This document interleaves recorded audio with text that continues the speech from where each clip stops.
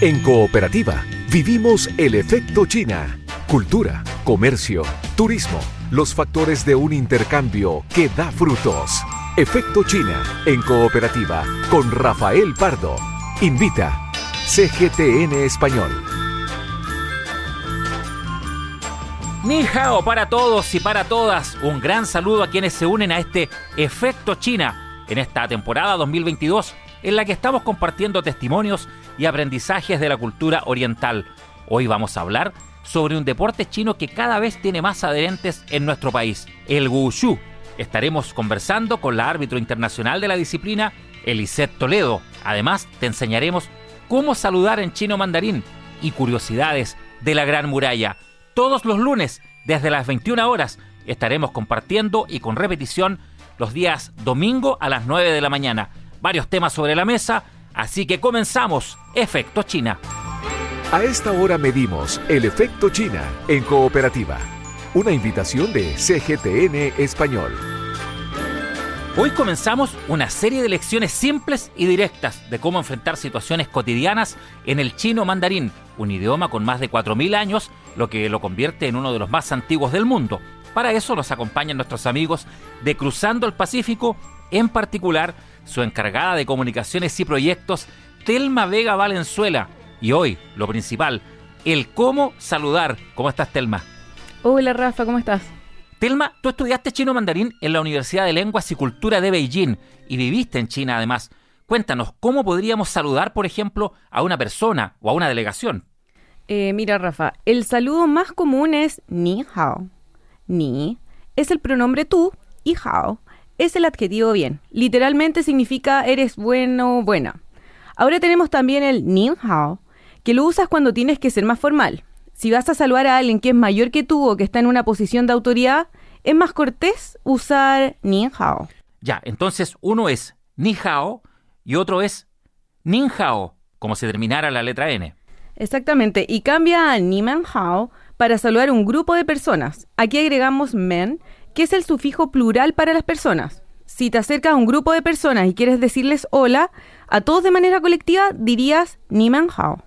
Perfecto, Telma. Entonces aprendimos 3 formas de decir hola en chino. Primero, el ni hao, cuando ves a una persona, nin hao, que es la manera más formal, y ni men hao, para decirle a un grupo. ¿Habrá algún saludo más informal, como los que habitualmente usamos en Chile, por ejemplo? Sí, a veces en China vamos a escuchar que te dicen hi, un saludo informal utilizado por los jóvenes en áreas urbanas para saludar amigos, amigas y otras personas de su edad. En realidad es una palabra prestada del inglés y es simplemente la forma china del saludo en inglés hola. O por ejemplo, cuando contestan el teléfono, vamos a escuchar que dicen wei, un saludo que se usa exclusivamente para contestar el teléfono en China. Pero bueno, hay mucho que aprender y ya aprendimos 3 saludos claves. Entiendo, sí, queda claro, pero repitamos, Telma, esto, porque entonces es hi, que proviene del inglés, y el wei, ese es telefónico, ¿cierto? Exactamente. Es muy importante también en el chino mandarín la entonación. Entonces, hi es el primer tono y significa, claro, un saludo informal de hola, y wei es justamente cuando uno contesta el teléfono. Incluso cambia un poco la tonalidad, hacia arriba o descendente. Exactamente, porque el chino mandarín tiene 4 tonos y dentro de esos, por ejemplo, como te mencionaba, hi es el primer tono y wei es el segundo tono. Entonces, muy importante la pronunciación en el chino. Todo muy claro, eso entonces con Telma Vega Valenzuela de Cruzando el Pacífico, aprendiendo cómo movernos en distintas situaciones cotidianas con el idioma chino mandarín. Los factores de una relación bilateral que da frutos. Efecto China, una invitación de CGTN Español. Continuamos entonces aquí en Efecto China, vamos a hablar sobre deportes. El wushu es un deporte de contacto derivado de las artes marciales. En Chile existe incluso una federación de esta disciplina y cada vez tiene mayor relevancia, más cultores, más gente que practica el wushu. Árbitra internacional de este deporte es Elisette Toledo, con quien conversamos a esta hora aquí en Efecto China. ¿Cómo estás, Elisette? Muy bien, muchas gracias. Agradecida por la oportunidad de hablar del wushu. Nosotros también, para ir conociendo más sobre este deporte, ¿en qué consiste su origen y de qué manera se practica? El Wushu es el nombre que se le atribuye a todas las artes marciales provenientes de China. Reúne varias disciplinas. En este momento el Wushu incluye el Kung Fu tradicional, que es lo que todos conocimos con Bruce Lee, por ejemplo, con las películas que hubieron en los años 70-80, el Wushu moderno, que es el Taolu, que es la etapa más competitiva que se creó ahora, basado obviamente en las artes marciales tradicionales, y el área de Tai Chi Chuan, que también es muy, muy conocido a nivel del mundo, y el Sanda. El Sanda es el deporte de contacto, es el combate en sí. Entonces es una disciplina muy, muy completa que incluye, como te decía, estas varias áreas. Sin duda, y en cuanto a su origen, ¿cómo ha sido la evolución? ¿A qué tiempo se remonta? ¿A qué costumbres? Mira, el Wushu se remonta a la época de las dinastías chinas más antiguas. Eran técnicas utilizadas en la guerra, por eso hay una infinidad de armas que se utilizaban, y ya en la época más moderna de China, el Wushu fue diferenciado o sacado de la milicia, por decirlo así, y se convirtió en un patrimonio cultural y en un deporte de China. Y con esta nueva visión fue difundido al resto del mundo. Actualmente el Wushu moderno, que incluye el Taolu, que son rutinas que se hacen con armas como de exhibición, está reconocido por el Comité Olímpico Internacional ya como un deporte. Y en este sentido, entonces, tiene un rol también en el conocimiento de la cultura china, dado su origen, dado cómo ha crecido al resto del mundo. Exactamente, el Wushu transmite mucho de la cultura china, todos sus movimientos tienen mucha relación. En general, la cultura china se basa mucho en la observación del ambiente, del hombre, como de su desempeño en el mundo, de los animales, de los elementos, y el Wushu también lo incluye. De hecho, su manera de expresarse, sobre todo en el Taolu, que es lo que te decía de estas rutinas de exhibición, se asemejan muchas a movimientos de animales, y cuando los chinos lo enseñan, también te hacen varias metáforas, como caer firme como un árbol, o saltar rápido como un mono, o ese tipo de metáforas que les gusta mucho en general a la cultura china. También se aplica al Wushu, y sobre todo también el uso de los elementos. Personalmente he tenido la oportunidad de estudiar un poco de medicina china, y hay mucho que se puede ir mezclando. Muy interesante. Claro, de hecho el cine ha recogido muchas veces, ¿cierto?, esta experiencia de aprendiz y maestro, donde justamente estas analogías son bien habituales para hacer ver, para trasladar, para poner tu cuerpo en esa condición. Y en ese sentido, ¿cómo es la práctica en tu experiencia o cómo ves a la gente? ¿Por dónde se parte? ¿Qué tipos de movimientos se van aprendiendo en este deporte? Mira, como nosotros tenemos un enfoque como federación, te digo, y como escuela deportivo, la práctica es como cualquier deporte, se prepara el cuerpo y se van aprendiendo las técnicas. Ahora, obviamente el Wushu, uno puede decir sí, es como cualquier deporte, pero la mística que trae y la relación, como la disciplina, es absolutamente diferente, porque está basada en esta jerarquía, el maestro te transmite lo que él aprendió, más encima en esto de tener que ir a buscar el conocimiento al otro lado del mundo. Cuando el Wushu llegó como Kung Fu a Chile, fueron muy pocas las personas, los pioneros que salieron del país a buscar el conocimiento genuino. Piensa que estamos hablando de los años 70, cuando no había YouTube, no habían redes sociales, y era tremendamente complejo que algo llegara a un país como Chile. Entonces, tiene esa riqueza de que hay que salir a buscar el conocimiento y transmitirlo de la manera más genuina posible, y en eso hay una gran tarea de todos los que lo enseñamos. Estamos conversando con Eliseth Toledo, ella es árbitra internacional de Wushu. En este sentido, Eliseth, también una pregunta quizás típica o muy hecha desde Occidente en algunos momentos. ¿Quién gana? ¿Cuáles son las cualidades que hacen que una persona que practica este deporte sea el vencedor? ¿En qué se fijan, digamos, a la hora de calificar también a quienes practican este deporte? Mira, yo soy árbitro de Taolu, que son estas rutinas. El Taolu básicamente es una serie de movimientos que son de ataque, defensa, que se hacen en una secuencia determinada y que tienen que tener ciertas características como específicas. Pueden ser a manos vacías o con armas. hay varias evaluaciones técnicas que tienen que ver con que cada ejercicio, cada postura, cada patada, por decirlo, cada puño, se haga técnicamente de forma correcta, que es una parte del puntaje. Y la parte más definitiva, en el fondo, que dice quién gana, es la parte de performance o desempeño general. Y ahí se evalúa mucho el espíritu, la actitud. No una fuerza descontrolada, sino una fuerza que fluya desde el cuerpo hacia el golpe, que se adecue a la instancia, que haya una fluidez de movimiento. Es bastante complejo porque hay que tener mucha experiencia para poder evaluar. Y desde la experiencia personal, Lisette Toledo, para también ahí comentar a nuestras auditoras, a nuestros auditores, ¿cómo te acercaste a este deporte y cómo te fuiste encaminando? ¿Desde qué edad? Mira, fue bien circunstancial. Cuando era muy niña, en los años 80, un tío viajó a Brasil y llegó sabiendo algunos golpes de Kung Fu en esos años. Y nos enseñó a los sobrinos casi como una chochería, o sea, como vamos a enseñarle a pelear. Después, cuando yo tenía 11 años, por un taller municipal en la comuna de La Granja, conocí una academia de Kung Fu en ese tiempo y empecé a entrenar. Y de ahí fue un camino sin retorno, pasando por algunas academias, hasta que, bueno, Héctor, mi hermano, formó su propia escuela y de ahí ya estamos hace 10 años entrenando juntos. Pero fue como que una cosa llevó a la otra. Yo creo que cuando uno se enamora de un deporte, no importa lo que pase en tu vida, ya sea estudios, trabajo, matrimonio, hijos, uno siempre va a retornar a donde fuiste feliz, se dice. Y a mí el Wushu al menos me hace feliz.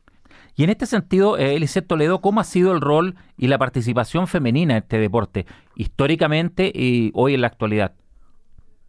Mira, la Federación de Wushu se afilió a la IGUF en el 2005, te voy a hablar de la situación de Chile, y la participación femenina ha estado siempre, pero muy escasa. Si una delegación era de 10 atletas, era una chilena.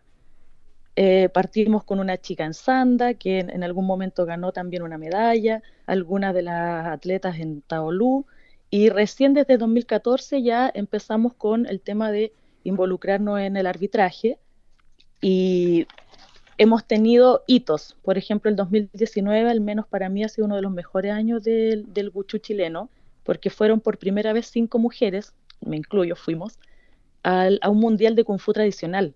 Un evento maravilloso en la ciudad de Meishan, en China, donde fuimos 5 mujeres, por primera vez a un evento tradicional de Kung Fu, con 1000 atletas en competencia, y ese mismo año fue por primera vez una atleta a competir en un mundial de Wushu moderno, que es Camila, quien está ahora también nominada a los World Games, invitada por la Federación Internacional. Entonces estos han sido hitos porque antiguamente era casi imposible pensar que una mujer llegara a un evento mundial. Es la conversación aquí en Efecto China con Lisette Toledo, árbitra internacional de Wushu y, como ella nos cuenta, también desde niña practicando este deporte. Respecto a lo que comentabas recién, nos hablabas de una visita a China. ¿Cuántas veces has tenido la oportunidad de estar en el gigante asiático y de qué manera también te incorporó esto a tu vida, lo que tú pudiste ver, relacionar también de cómo se ejercen estos deportes en ese país por parte de sus ciudadanos y ciudadanas y la calidad de vida, en fin, todo lo que viste? ¿Qué te llamó la atención en estas visitas? Yo he tenido la oportunidad de estar en China en 3 ocasiones. La primera fue el 2016, que fui a Gudangshan, donde se grabaron algunas escenas de la famosa película Karate Kid, que no es de Cómo no, karate, sino que es de claro. Wushu. Y bueno, también he estado en Shanghai, en Beijing y en Chengdu. Y es maravilloso. O sea, si hablamos desde el Wushu, desde el deporte, allá se respira Wushu. Nosotros llegamos a universidades que son específicas de deporte. En China hay universidades de deporte. Y el Wushu es una carrera que se estudia, maestría en Wushu desde pregrado, hay magíster en Wushu, que incluso tenemos algunos chilenos que han podido estar allá haciendo algunos cursos.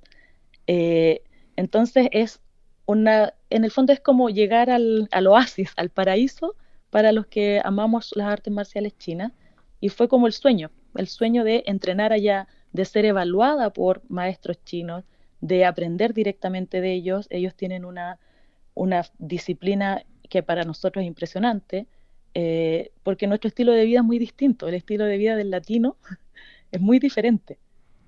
ellos tienen otra forma de enseñar y en el fondo uno se adapta y te pones como con todos tus sentidos al 1000% para absorber lo más posible en el poco tiempo de estadía que estés allá, lo más posible, más que nada, más que movimiento y técnica, yo siento que la mayor riqueza que me traje es el espíritu, es la actitud con la que se enfrenta el aprendizaje del wushu y la competencia.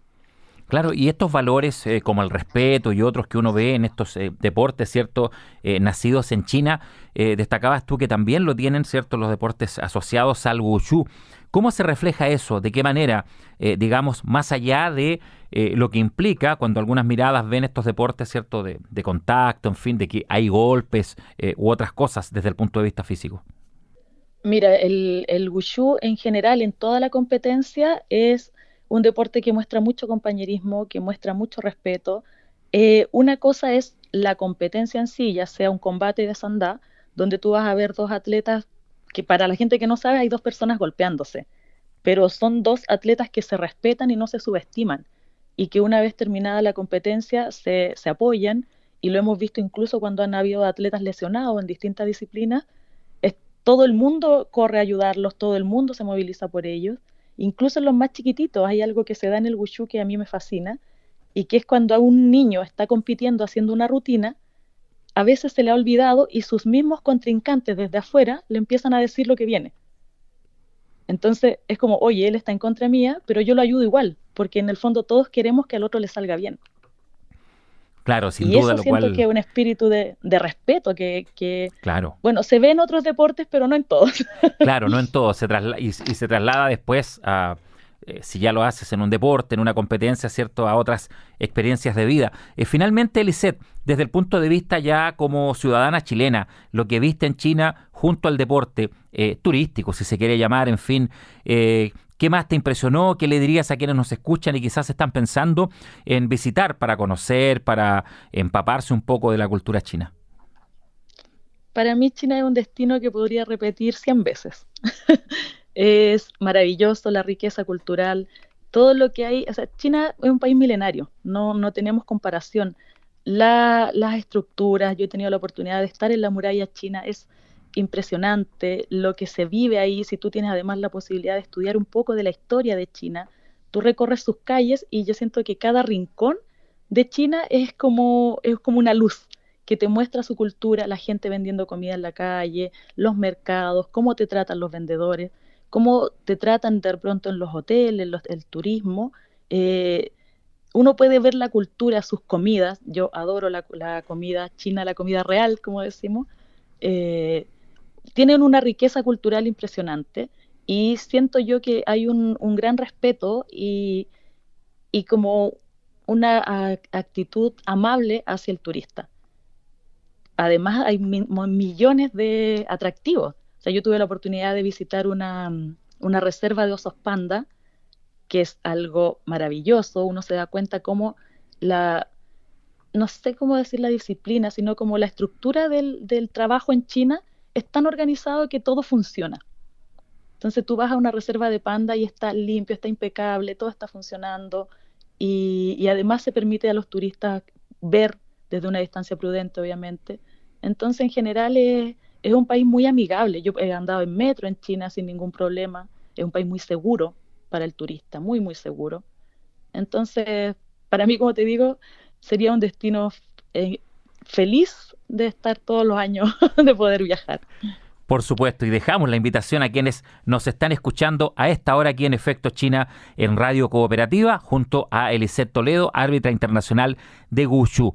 Gracias, Lisette, hasta cualquier momento y seguimos atentos a todo lo que viene aquí en Efecto China. Gracias a ustedes, un abrazo. Los factores de una relación bilateral que da frutos. Efecto China, una invitación de CGTN Español. Como lo adelantábamos, comenzamos junto al Instituto Confucio de la Universidad Santo Tomás una revisión semanal de una serie de fenómenos, costumbres e historias de China.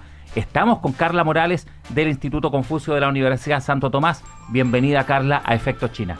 Muchas gracias. Comencemos hablando de uno de los símbolos del gigante asiático, la Gran Muralla China. ¿Qué nos puedes contar?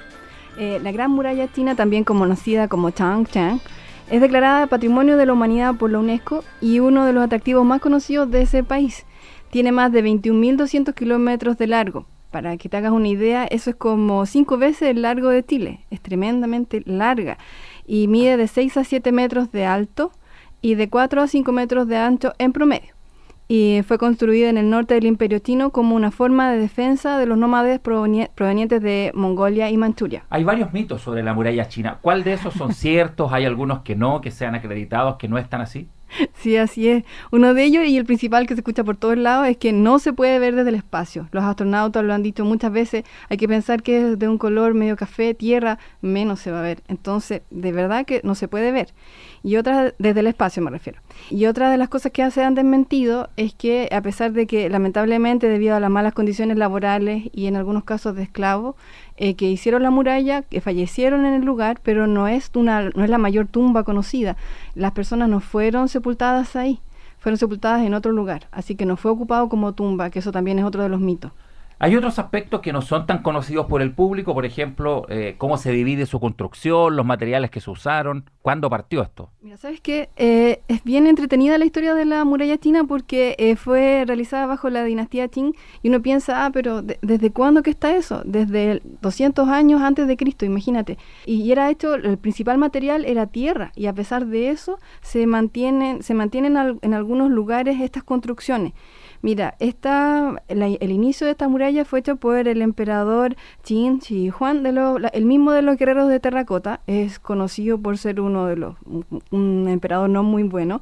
El proyecto de él abarcaba 5.000 kilómetros y abarcaba algunas construcciones preexistentes. Y la estructura de esto era, en un costado se colocaba madera, en el medio era tierra con agua, que la tierra por supuesto la tenían que limpiar de la semilla, etcétera, y se apisonaba. Entonces en un costado tenemos madera, tierra y en el otro costado tenemos nuevamente madera. Y eso fue mejorado ya para la segunda etapa. Así es, sí. Después, durante la dinastía Han, se siguió construyendo la muralla. Se usó una técnica, pero como tú decías, mejorada. Se le agregó grava arenosa, ramas de sauce rojo y agua. El sauce porque facilitaba la adherencia por capa y entonces hacía un muro más resistente. Ahora, en las etapas siguientes vinieron también las etapas más largas, más allá del tema del material. ¿Cómo se fue extendiendo? Mira, después viene la más conocida, la más extensa también, de 7.000 kilómetros nuevos, que es con la dinastía Ming. Esto es en plena Edad Media, entonces ya hay nuevos conocimientos de lo que es la construcción. Y en cada lugar en donde se fue construyendo se iba ocupando lo que estaba disponible para construir. Entonces, la tierra o la grava que se ocupaba en la parte central, como habíamos mencionado, ahora están en los costados, ya no tienen madera, sino que roca o ladrillo que se pegaban con una mezcla casi indestructible. Estaba hecha con arroz, cal y tierra. Gracias a esto también, gracias a esta tecnología, pudieron ir construyendo laderas montañosas, tal como se pueden ver como las postales. Claro, y ahí se ven las torres de vigilancia también, que entiendo aquí se incorporaron y algunos aspectos relacionados a los soldados de la época. Sí, así es. Las torres de vigilancia que estaban colocadas por encima de los muros para divisar el ataque enemigo y se calculan alrededor de 24.000 torres. Era un sistema bastante increíble de comunicación, te puedes imaginar estas 24.000 torres, y se iban pasando la información a través de banderas, de señales de humo y de fuego por la noche. ¿Qué pasa en la actualidad? A mí me tocó, por ejemplo, en una de las ocasiones que visité la Gran Muralla China, lo primero que me llamó la atención fue la gran cantidad de chinos que precisamente por turismo interno llegan al lugar y también la distancia que hay de Beijing, cómo hay que salir bien temprano, cómo se visita hoy, en qué lugares conviene más, cómo lo pueden hacer quienes nos escuchan. Bueno, ahora en la actualidad es posible visitar algunas de estas atracciones, principalmente en el norte de Beijing. Están ubicadas entre 80 a 120 kilómetros de la ciudad y hay para todas las condiciones físicas. Hay gente que tiene de movilidad reducida, hay gente que les gustan los desafíos, entonces para todos esos públicos hay distintos tramos que se pueden visitar. La sección más famosa es la de Badaling.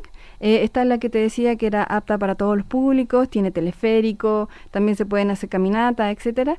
Y también hay otros tramos como por ejemplo el de Matanyú, Simatai, Hinchalín. Estos son solo por mencionar algunas. ¿Y cómo debería la gente tomarse el tiempo? ¿Cuánto demora? ¿Cuántas horas, cuántos días le tendría uno que dedicar para quedar satisfecho con lo que ve? Mira, en una página de turismo, hay una pareja que se dedicó a visitar en su extensión la muralla y se demoró 20 días.